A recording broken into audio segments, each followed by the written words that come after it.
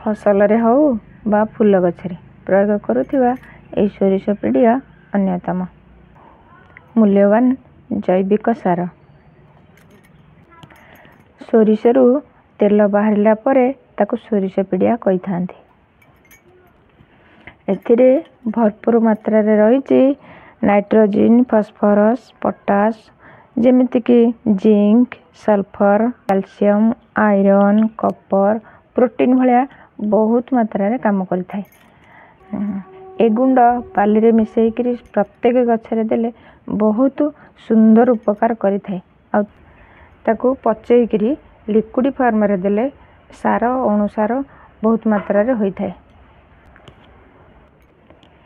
ता पूर्वरु मो चैनल को जे सब्सक्राइब करनाती दयाकरी सब्सक्राइब कर दियंतु। चलंतु आमे वीडियो स्टार्ट करिया। आमे आकु नेगिरी ग्राइंडर रे आगे पेसई नवा। देखंतु आम तो एमती पेसई देले आकु गोटे जगह को ट्रांसफर करि नवा।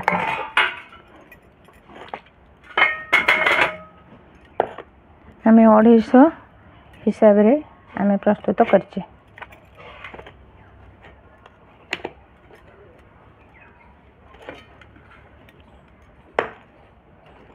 गोटे लीटर पानी रे आमे आकु सबु मिक्स कर दबा।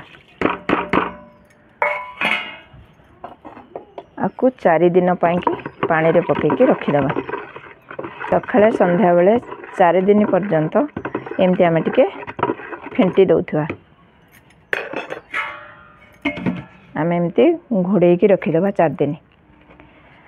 4 दिन परे हमरो सोरिष पिडिया प्रस्तुत हो जाइथिबो। आपण कोन करियो शीत दिन हेले 5 रु 7 दिन एमती लिक्विड की घोरे की रखी देबे। आ खरा दिन हेले 3 रु 4 दिन एमती घोड़े की रखले से प्रस्तुत हो जिवो अणु सार। शीत दिन रे गोटे ग्लास रे 15 ग्लास सादा पानी मिसई की देबे। आ खरा दिन रे गोटे ग्लास रे 10 गुण पानी मिसई करी सब स्प्रे करिवे। आपण छाणी करी सब गछरे स्प्रे करि परिवे। डायरेक्ट सब गछरे न छाणी करी भी देई परिवे। चलंतु देखिबा हमर 4 दिन हे गलानी केमिति प्रस्तुत हेछि। देखंतु पूरा फिक्का हळदिया कलर हो जाइछि। आपण देखि परचंती एई भली भाबरे आमे सादा पानी मिसई करी गोटे ग्लास रे 10 गुण पानी मिसई आमे सबु गछरे प्रयोग करि परिबा। चलंतु देखिया मिसई करी गोटे लीटर पानी रे मिसई दबा। मिसई सबु गछरे आमे प्रयोग करि परिबा। सबु गोलाप गछरे देई परिबे। एठी ब्रह्म कमल लागिछि। ब्रह्म कमल गछ, सेउ गछ सबुथिरे आपण देई परिबे। आपण गछ डायरेक्ट मूल रे देबेनी, टिके छाड़ी करी सब गछरे देबे। एंती देखले तो केते सुंदर इजी रे सब कंपोस्ट सार हिसाब रे काम करिवो। आ पोको मारिया हिसाब रे काम करिवो। आ माटी के उर्वर हिसाब रे काम करिवो।